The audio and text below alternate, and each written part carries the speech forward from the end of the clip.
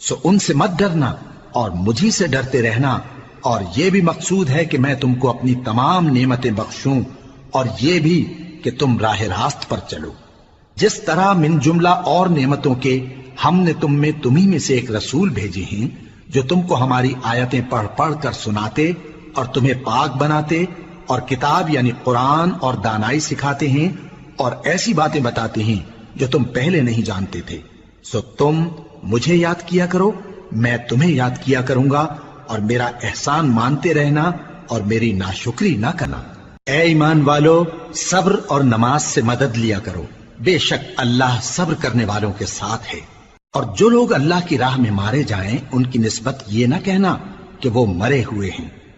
وہ مردہ نہیں بلکہ زندہ ہیں، لیکن تم کو شعور نہیں۔ اور ہم کسی قدر خوف اور بھوک اور مال